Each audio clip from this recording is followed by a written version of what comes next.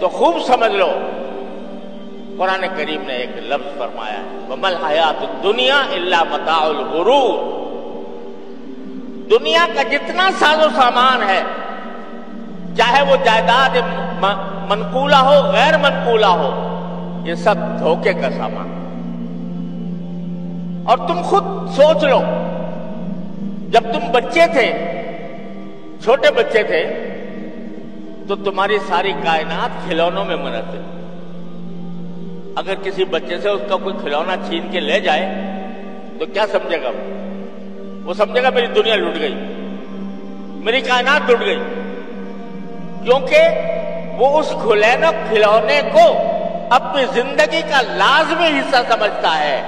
وہ سمجھتا ہے کہ بغیر کھلونے کے میں جی نہیں سکتا، لہذا اگر کوئی چھین کر لے جائے تو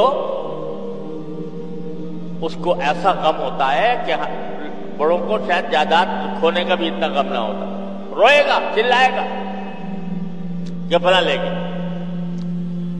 جب تم بڑے ہو جاتے ہو اور اپنے بچپن کے قصے یاد کرتے ہو تو کیا ہوتا ہے؟ ہنسی آتی ہے کہ نہیں کہ بھئی کس چیز پر ہم جھگڑتے تھے؟ چھوٹے چھوٹے کھلونوں کے اوپر جھگڑ رہے تھے، اور کوئی ہار گیا اور کوئی جیت گیا، اور جیتنے والا خوش ہو رہا ہے، مگن ہے، اور ہارنے والا جو ہے وہ رو رہا ہے کہ ہائے میں ہار گیا۔ تو اب بڑے ہو کر میرے والد ماجد رحمۃ اللہ علیہ خود اپنا قصہ سنایا کرتے تھے کہ پہلے زمانے میں ایک کھیل ہوتا تھا کہ جو سرکنڈے ہوتے ہیں،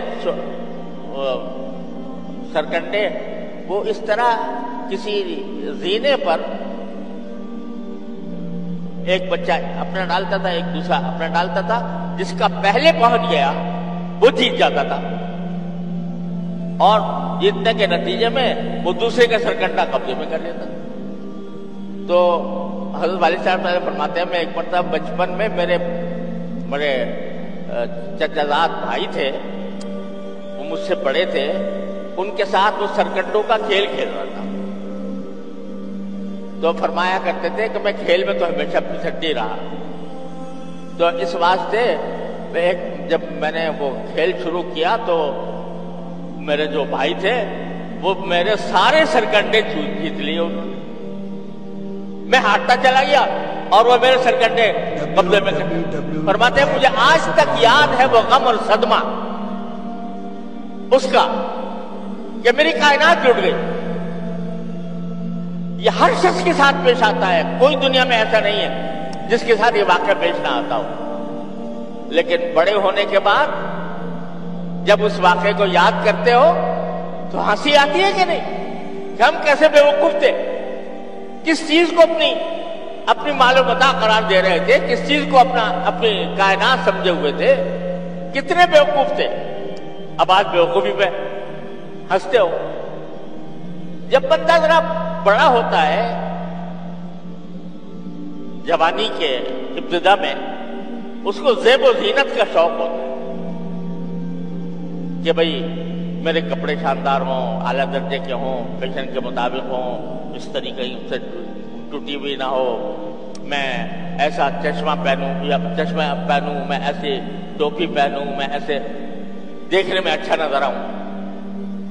جب میری عمر کو پہنچ گئے تو وہ ساری زیب و زینت کا جو شوق تھا وہ فنا ہو گیا، اور اب بچوں کو جب اس میں وقت گزارتے ہوئے دیکھتے ہیں کہ وہ اپنے آپ کو زینت کرنے کے لیے اپنا وقت صرف کر رہے ہیں تو ان کے اوپر ہنسی آتی ہے، اور یہ معلوم ہوتا ہے کہ یہ اپنا وقت فضول ضائع کر رہے ہیں۔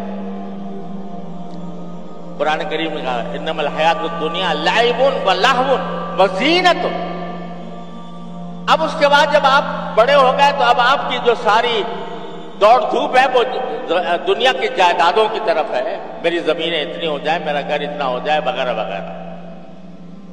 تو وہ جب وہاں پہنچیں گے اللہ تعالی ہم کو عافیت کے ساتھ جنت پہ پہنچا دے، وہاں جا کر جب پہنچیں گے اور دیکھیں گے کہ ہم زمین جائیداد پر لڑا کرتے تھے،